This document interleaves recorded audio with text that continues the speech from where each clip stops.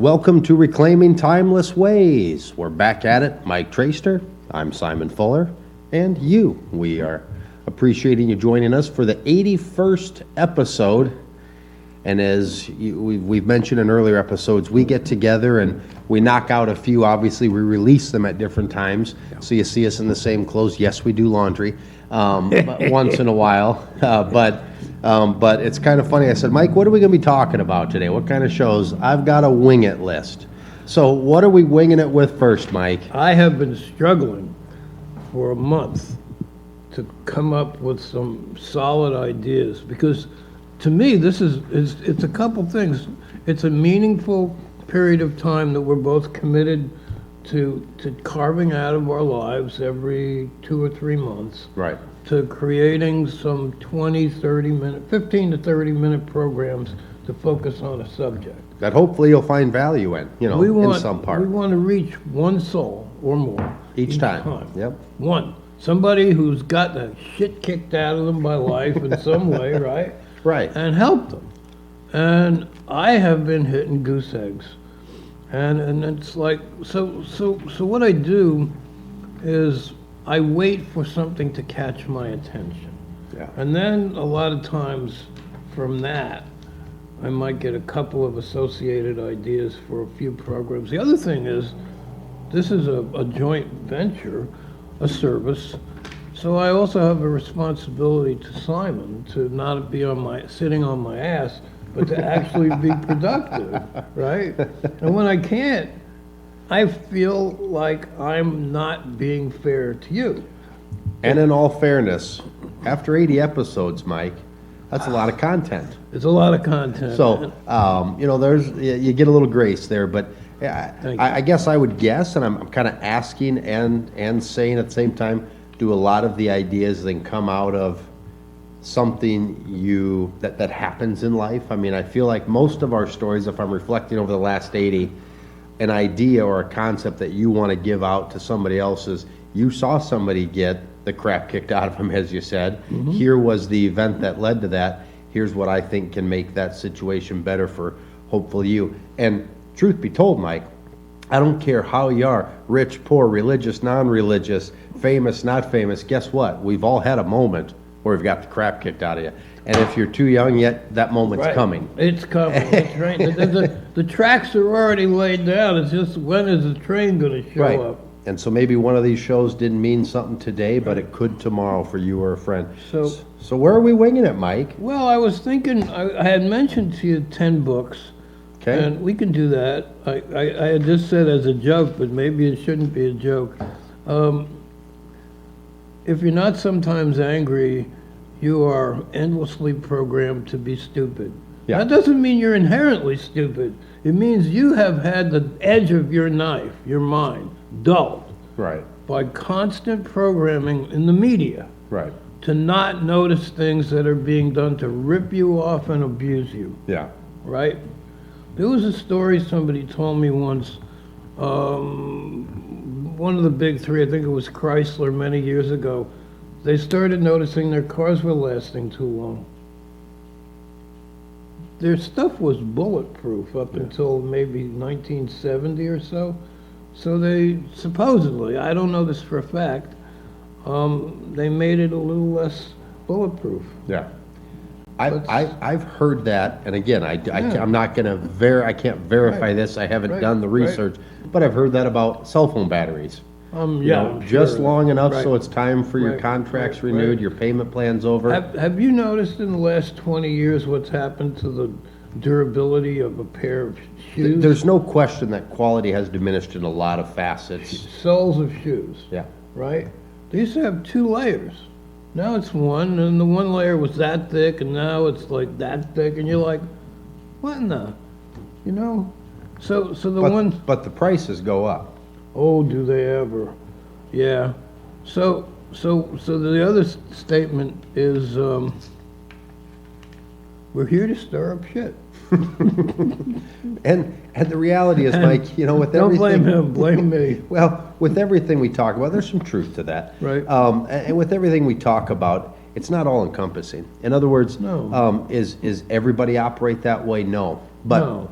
But if But your job, as you've seen it, Mike, and kind of self-proclaimed here, is to point out some of those things, to help you, to help Yes. me, to help us Right.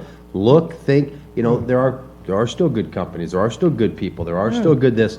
So make sure you're educated and ready Right. and questioning, and like you said, mentally, as you mentioned, that mental edge is sharp, Right. like a knife. Because not everything everybody tells you is right or gospel. You know, one of the big lies that we're all trained in, huge lie, right? Like put your fist through the table lie, is you're too intellectual. You should use your feelings. Bullshit. Yeah. Your feelings should be based on your rational observations. Right. If they're not, you're going to wind up in the divorce court 6 times, bankruptcy court, God knows how many times. You're going to be sick, disabled, your life is going to be awful Yeah. because of choices that you made that felt good. And a lot of times what we are attracted to, we're attracted to it unconsciously because it reminds us of something we're familiar with from our youth. So when we see it, whatever it could be, the shape of somebody's mouth or eyebrows or how they go, I don't know. Right. And it's familiar, and it's so familiar that the unconscious reaction to that is, oh, this is good. I feel like I'm home. Yeah. Everybody wants to go home, pretty much everybody, right? Right. Unless they get the crap kicked out of them day and night, and then they hate it all. But so the sense that something is familiar doesn't mean it's trustworthy. Sure. So follow your instincts or your emotions. No, consider them after you've built a rational, objective base. Right. Subjective should be built on objective. Let's say 90+% of the time. Yeah. Every now and then it doesn't work out. Like, I don't know why, but I'm gonna get off of this road and 2 miles up there's a huge wreck. That's not even subjective, that's like ESP. My wife once told me a line, something to the effect of, we're the only animal in the animal kingdom that doesn't follow our gut. Like, we Right. talk ourselves out of it. In other words, Right. like you say, you let emotion Right, cloud it. right. That looks like a bad person, Right. smells like a bad person, but I feel good with that, so I'm gonna pursue that. No, that gut was telling you there's something wrong, but we let the emotion kind of persuade us beyond that. In the animal kingdom, animals go with what. Well, that's because they have subliminal measuring systems that are closer to the conscious. Yeah. So they know when you're pumping out more adrenaline, and adrenaline is fight or flight. Right. So they sense it, they smell the stink of adrenaline. Adrenaline has a smell. You can smell a scared animal. Yeah. It's kind of a rank smell, Yeah. right? It comes off their pores. And so when they smell that, they're going, oh, fight, right? Yeah. Threat, right? So it is still objective, but it's subliminal to us consciously, Yeah. below the line, right? The line of conscious recognition, but it's still there, and our senses are measuring it. We simply don't know how to consciously identify it. So I think that's the problem with that terminology. And so what happens is a lot of fake spiritual leaders and fake politicians are always resorting to this trust your gut, right? And that's what they use to lull people into a hypnotic state of passivity where they're not judging things rationally. I saw somebody talking to Kamala Harris last week, and she said, what we need is a mamala. A mamala? A mommy? To tell you what's right, to hold you and rock you and stroke your hair and tell you it's gonna be okay, baby, all you gotta do is listen to me? Horse shit. Yeah. That's hypnosis. Yeah. Right? Right? You watch her talk. I don't care if she's left wing or right wing in this context. She's operating in terms of hypnotic behaviors. Yeah. She looks at you, she open eyes, no blinking, So she's not showing any anxiety, no blinking, bilaterally symmetrical hand movements, right? It's drawing you in, it's bringing down your natural, endless repetition of meaningless phrases. So if I'm sitting there and I'm going like this to you, and like that to you, and I'm saying, trust, trust, trust, I'm bypassing your rational mind, and I'm selling you used toilet paper. And you're buying it by the case. I don't know that I've heard that line before. Nobody has. I might use that in One of life. those Mikey lines. I might use that one. So, now I'm on fire this week. Yeah, see, we knew we could get you stoked, that What's that? we could bellow that Yeah, fire yeah, back. yeah. It's Well, we come. lost a family member this week. Yeah, And we've all lost people. When you're over 30, if you haven't lost somebody, the train is coming. yeah, And without going into much detail about this person, just to respect the dignity of people's privacy, they were a drug user, yeah, right? And that was how they dealt with stress. yeah, They prescribed drugs to themselves, and those drugs made them calmer. I think they were probably a high anxiety person. This was a child of a cousin who I had never met her. And her mom passed a few years earlier, chronic smoker. And it was the smoking that killed her. She was maybe 50. Horrible, just horrible. She had very advanced COPD, went to the hospital, they booted her out because of the COVID deal. She went home and died, literally, right? So, and I'm an ex-smoker, but it's been 41 years, good for you. Thank you. And one of the things I did is I looked in the mirror and I said to myself, a buddy of mine looked at me. I remember the story. Yeah, he said, that's suicidal behavior. And I got really pissed, but I didn't express it. Right. And I thought, I'm angry because I'm embarrassed, right? Right. You sensed that there was some truth behind Yeah, that. You didn't want to hear that. He's telling me I'm a fool. Yeah. In that respect. Right. You are being a fool. You're being foolish. Does that mean your essential nature is that of a fool? No. But it does mean that you're making a horrendous choice. And I looked in the mirror and I said, you, me, are a drug addict. This, third the size of my pen and a tenth the weight, is controlling your 220 pounds of very muscular self. That doesn't work, but it does work. I'm a drug addict. Cigarettes are my drug, and it could kill me. Right. Not a little could, a big could. Right. I think it's a 50% or more could between your lungs, your brain, and your heart. Right. And propensity for other illnesses, right? Mouth, throat, etc. So I decided I was gonna count my smokes for 3 days. I think I was 28 was my about average, which is not the worst, but it's certainly not the best. Right. And then I decided, okay, I'm gonna cut it by 2 or 3 a day for 4 days at a time. So every fourth day I would, let's say, diminish it by 2. So if I spread it out, my body wouldn't notice a big change. Right. So I wouldn't go into this withdrawal state. Right. Right? Somebody out there is gonna listen and go, yeah, that's all right. I need it now. Well, you're lying to yourself. Somebody else is gonna listen and go, damn it, I've bullshitted myself 100 times. He's telling the truth. Yeah. This is a practical truth. This shit is making people billions of dollars, and millions of people are dying because of it. I don't know what the statistics are. It's hundreds of thousands of people Yeah. a year. It's horrendous. And I've put morphine in dying people who are looking at me and begging me with their eyes, please tell me there's a secret. I didn't know it. I still don't, right? Can you prolong life a little bit? Yeah, you can, Are meds getting better? Yeah. Are they curing some of these cancers? They are. It's improving. But does that mean you're off the hook? No. No. No, it does not. So, so this thing, which is before, maybe we're obviously doing this before the 10 books.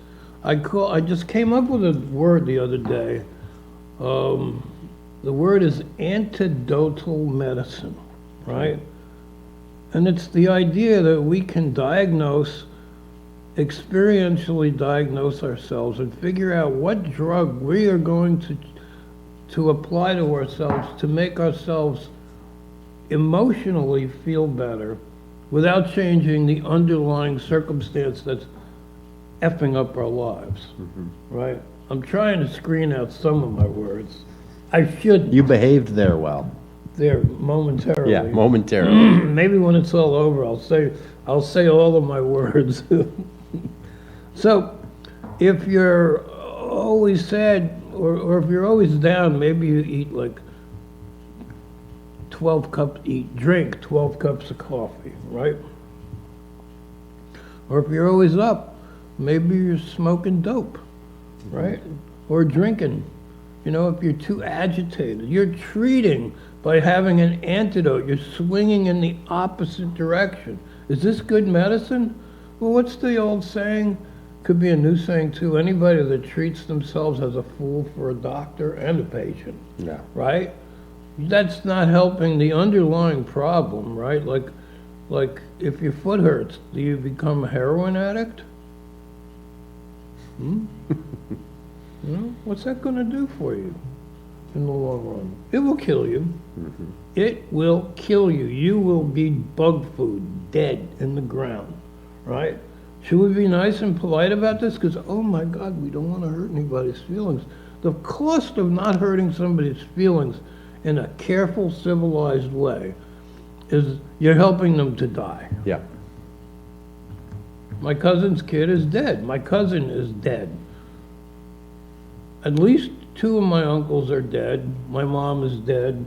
My dad is dead. My grandfather, who was the most superb human being, not because he was my grandfather, that I've ever known, gone. All destroyed by cigarettes. Two of my aunts, dead. Rose is dead from cigarettes. May is dead from cigarettes. Wow. Nat, dead from cigarettes. Stan had a PhD. He was like a world-class computer programmer, and then he went and earned a PhD in psychology and became a practicing psychologist. He was a published author, wrote a book on hypnotherapy, dead, right? These people wasted somewhere between 10 and 40 years of life. Pissed it away, right? Cigarettes. In my family, to the best of my knowledge, there's no alcoholism. The drug of choice is usually, maybe not always, but usually cigarettes. Obviously, this most recent one might have been cigarettes, but God knows whatever other kind of pills or garbage went in the body. We weren't designed to use drugs. You know, it's like the purpose of my lungs or yours is to pull oxygen in and exhale carbon dioxide. It's not to inhale smoke. Smoke will kill you, right? So, and I don't know how many people we've lost between us in the last 5 or 6 years. Yeah. Let's say 5 or 6, or 7 or 8, right? Or more. Right. How many of those people had a substance issue? Right. You know? And along with that, when you're drugged, you don't move. What does that do to your immune system? What does it do to your mental state? What does it do to your cardiovascular state? We were designed to move. Right. When we don't move, we start to go into collapse. Right? We literally begin collapsing. These things are garbage, and we're trained. In the 50s, they used to have doctors, maybe up until the late 50s. I don't know if it was all as high as 1960. Doctors would be on TV talking about smoking and telling you, oh, I smoke Marlboros, they're wonderful, that kind of, Yeah. right? Wasn't that long ago. No. So you and I are one generation apart, Yeah. right? Right. But you remember it. Yep. Wow. They had ashtrays in some of those places, you know, Okay. smoking in waiting rooms type of thing, you know. Okay. I remember that on TV shows, Wow. vaguely. Wow. It was older TV shows, I think, Right. when I was a kid, but I'm just saying it's not that much Right. removed when you really think about it. Right. And the reason they don't make them illegal is because that just makes us a new black market, Right. you know. So you don't really fix anything. But when we don't have the conversation, I just had a conversation with a fellow outside the building. That will kill you.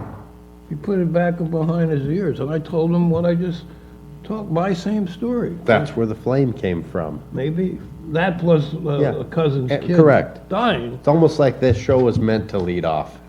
I think so. Yeah. Yeah. And this was an afterthought. Antidotal medicine. You're treating yourself by reversing your symptoms, but not doing jack shit for the underlying cause. That will kill you. Yeah. Suicidal behavior. It is. It's absolutely. Right? And I had a badge for it. That's what we like about Mike. He's honest, and it is funny when you were kind of doing, oh, well, hurt feelings. The reality is sometimes truths hurt feelings, and that's okay if you're a little mad at Mike right now. Yeah, That just means that it means something to you, just like you were mad when your buddy told you. That means he might be a little bit right, and you'll simmer on that and I was- hopefully come back to it and look in the mirror and do the same thing. I mean, not doing it specifically to you. No. Yes, he's calling you out, but not in a way other than he cares to hopefully change that pattern. You know, there was a saying I came up with a while back. I asked the question, I said, did Jesus and Buddha like everybody that they came in contact with? I don't think so. Did they love them? I do think so. Yeah. So you can love people but not like them. Yeah, correct. Right? And you can still be of, hopefully, some service. Yeah. Now, there's some exceptions, like if somebody is a narcissistic con artist and a user, don't put the hook in your mouth. You're just going to get used up. Yeah. They're going to sit there and they're going to nod their head and go, oh, that's so wonderful. You're so wonderful. You're being reeled in, Yeah. right? But for a normal person that's just doing something horrible, say, God, you know, when you light that cigarette up, it makes me think about my Aunt Molly. She was the most wonderful person. She died at 52 from smoking. Oh, my God. I don't want to see that happen to you. Yeah. It might not be a close friend or just maybe an acquaintance. But maybe you can say, you know, we're not friends, but we're friendly acquaintances and I care about you. I don't want to see that happen to you. Right. Right? That's fair. That's fair. We don't do that. Right. We're trained, we're like this, we're like the edge of this table. It's been sanded smooth, or the edge of the knife that you can sit there and you can take that edge and go like that because it's been worn down by programming. I could do that all day long, make my hand red, but it's not going to cut it. Yeah. Keep to yourself. Right, yeah. I mean, seriously. Exactly. Brush it under the rug. Keep Shut to up. yourself. Right. Right, don't make waves. Right. Be nice. As Mike said, he's here to stir shit. If it saves your life, Right. now you're less suicidal. Your children will be less suicidal. Ooh, there's It's true. a thought. Yeah. And you say, "Oh yeah, but the world sucks." That's right out of that dictionary of excuses. Right. That's the addict's dictionary, right? You're showing your children giving up is the way to go. Yeah. Right? You're normalizing something that's outrageously unhealthy and self-destructive that they will absorb and become self-destructive. And maybe when they're 30, they'll be 70. Yeah. Is that what you want? Is that the legacy you want to leave? Tough but good conversation. Hard as hell. It was a horrible thing to learn. I got a letter from my aunt. Got to tell you this, so-and-so was a drug user and she died. Boom! Wow. Yeah. What a waste. Yeah. What a bloody waste. So please, don't do that. I don't know you personally, most likely. Maybe we wouldn't like each other, but I hope that the little bit of functional love in this message helps you. And that, my friend, It's show 81. is 81. All right, and that's in the books. Thank you for joining us for yet another edition of Reclaiming Timeless Ways. We'll see you again in another couple weeks. Please subscribe to the YouTube channel. We've got more people subscribing than every time a show is released. It'll notify you. You'll read the title. You'll say, yeah, I want to hear that, or no, I don't want any more, Mike. Either way, subscribe so you know when we're out there. We appreciate you joining us today. Have a great day. Take care.